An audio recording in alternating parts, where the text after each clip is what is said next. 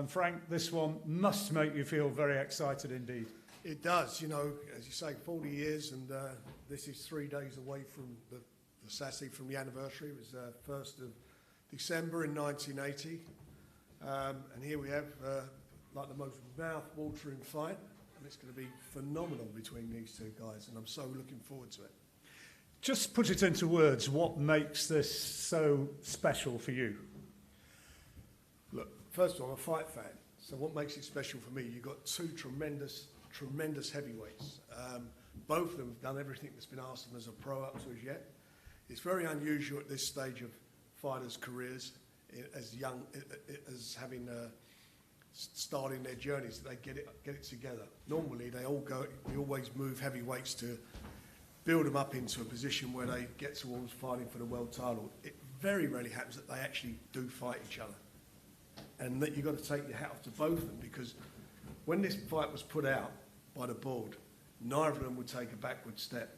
No one said, you know what, I'll leave this, I'll wait until fight for the European or for one of the titles later. They both said, no, I'm not getting out of it.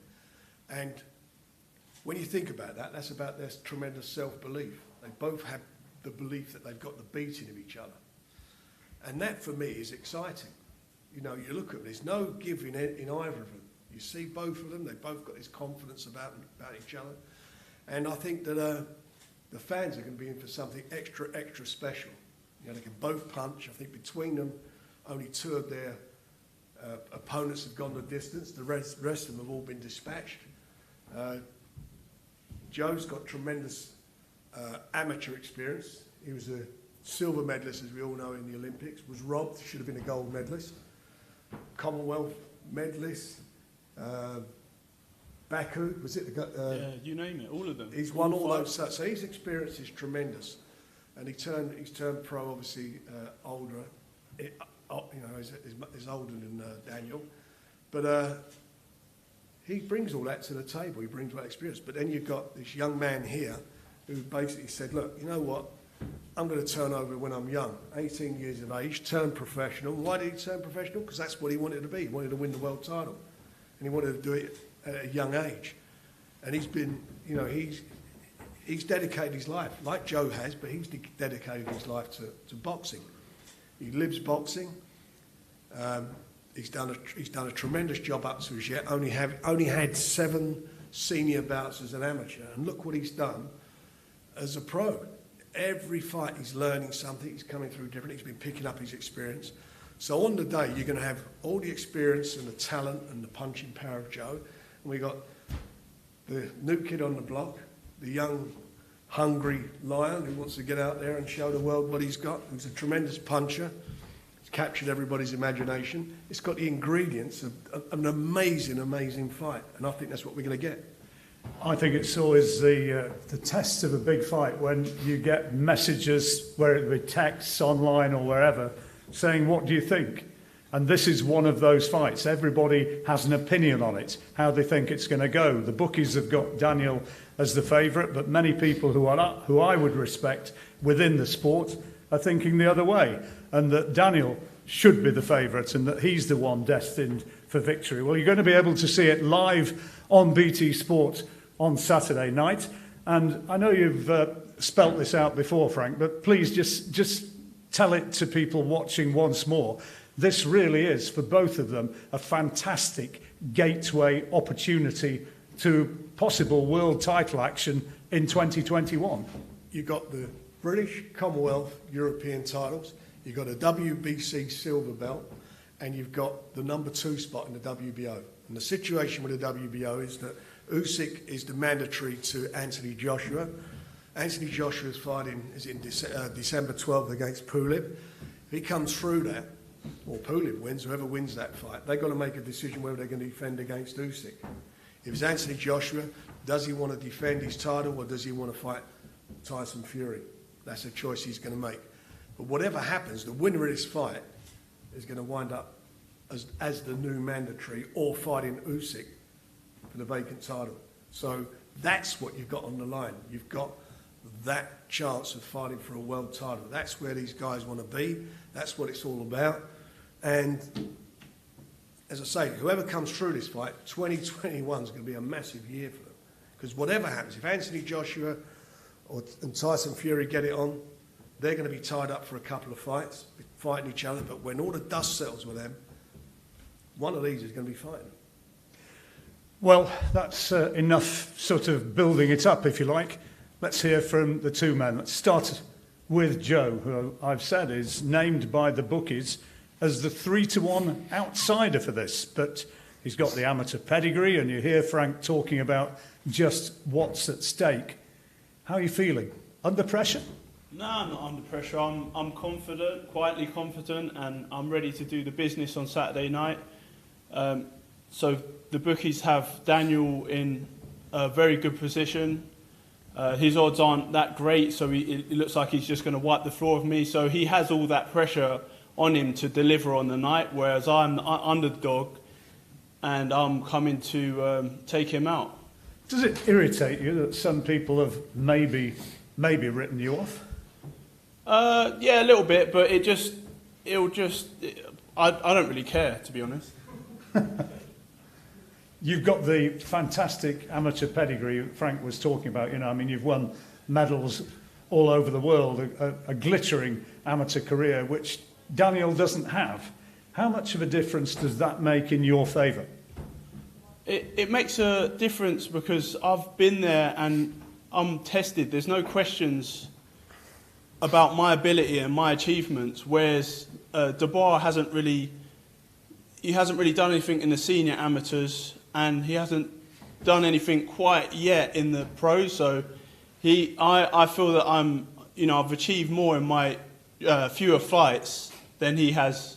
He's got 5 more fights, but I've had the much better tests, and I've had the tests and the questions answered. So I'm in a place where I'm ready to go for that world title. So you think you've, as a professional, fought at a higher level than he has? I believe so. Let's hear from Daniel then. You've got the bookies saying you're the big favourite. You certainly look relaxed around here this week when I've seen you. How are you feeling now? I'm feeling confident. I've left no stone unturned in training, so I'm ready to rumble. I'm ready to go. And you hear Joe talking about his extra amateur experience, you know, been there, seen it, done it, been around the world. Yeah. Do you feel in any way intimidated by that? No, not at all. It's a fight. He's never been in with a fighter like me before, and now I think I'm ready to go and, accomplish what I need to do. It's my destiny, so I've got to win. And what about his professional record? People like Stiver, like Jennings, who've been beaten well. Your best win, I presume you'd say, was Nathan Gorman. Yeah, well, those guys, I'd say, make an argument they were old. They're past their prime a long time ago. So, I'm a different fighter altogether. I'm hungry, I'm young, and I'm ready to go. What do you think is going to be the key in this fight? Just putting what I've got to, good use, all my tools and all my strength and my speed and, my youth and my power. He has a great chin. I think everybody recognises that. Immensely strong, and he's going to, if you don't get him out of there, he's going to keep coming for 12 rounds. You ready for that? Of course, I'm ready to go. 12 rounds, no problem. Joe, the popular way of looking at this fight, people have said, how do you think it's going to go? And they're saying early blitz from Daniel. The further it goes, the more it becomes Joe's fight, because the experience, the strength and the stamina will come to pay. Do you see it like that? Yeah, I'll just have to see how it is on the night, but you can speculate and see how the fight's going to go. But, on paper it will probably go that way. Do you say, or do you recognise that he's the puncher?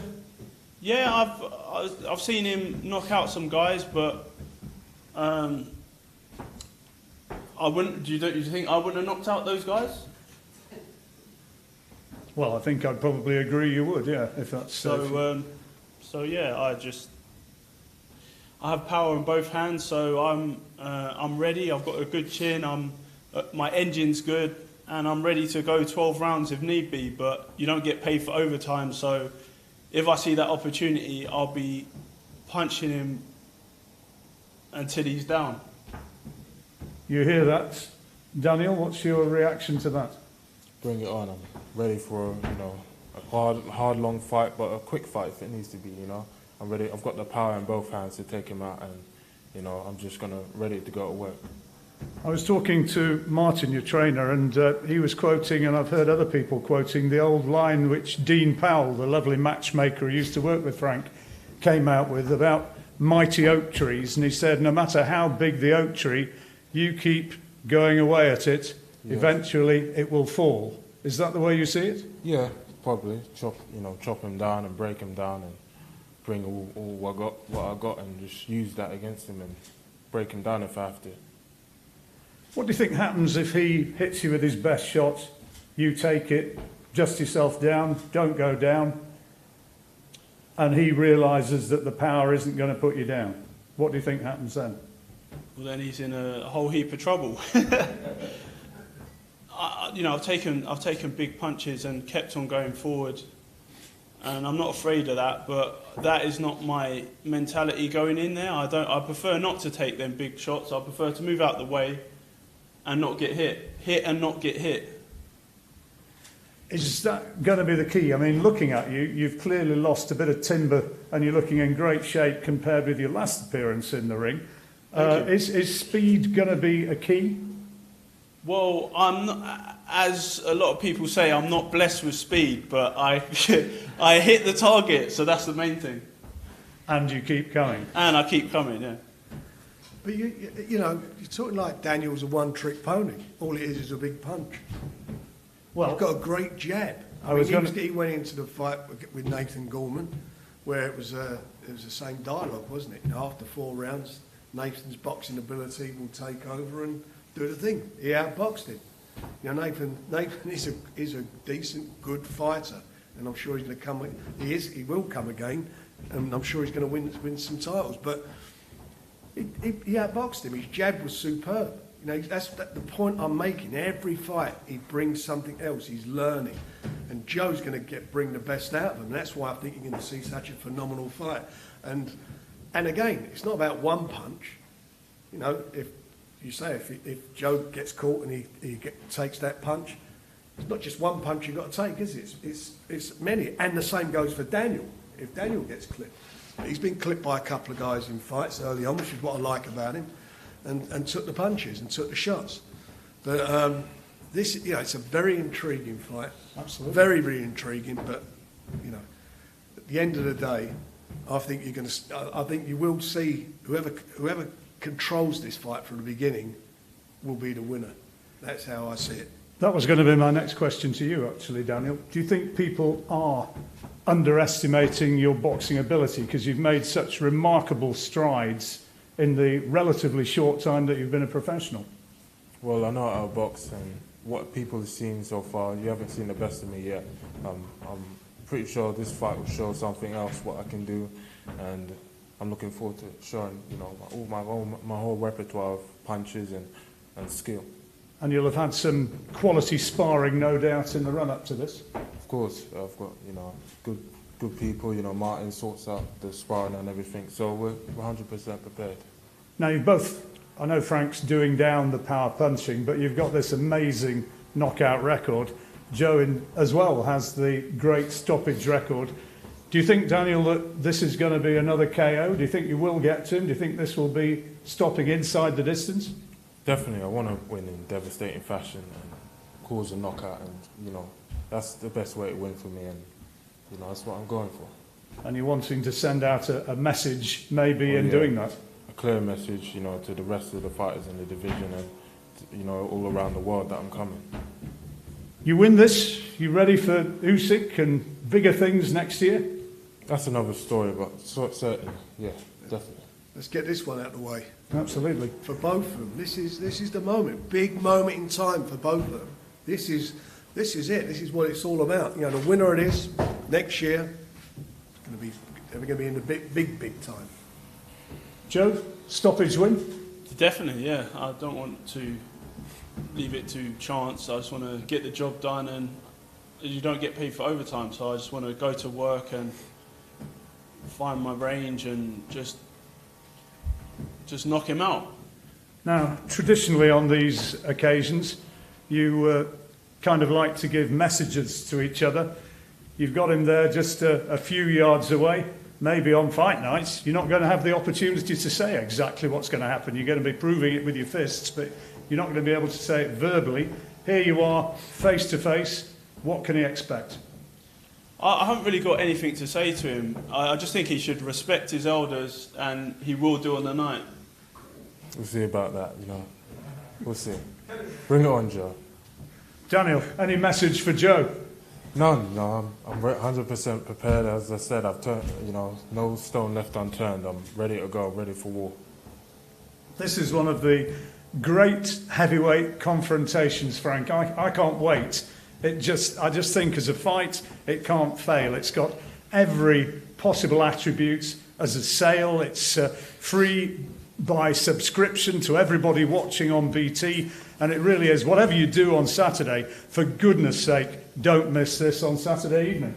No, you've got to watch this one. This is, if you're going to watch any fight this year, or in the next 12 months, this is the one to watch. This is the heavyweight division at its best. This is going to be great.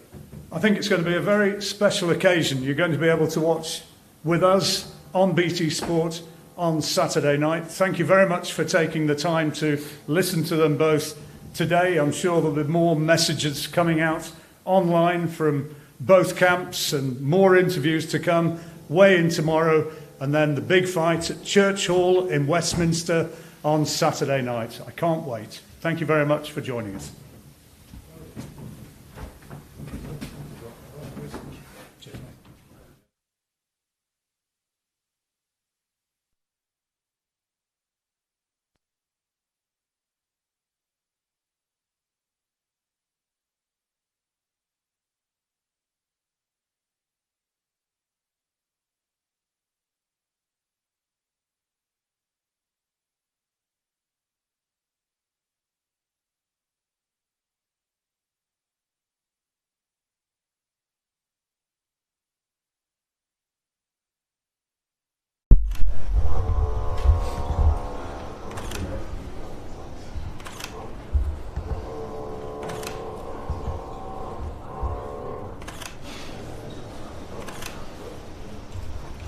We'll look at the camera. Okay, guys.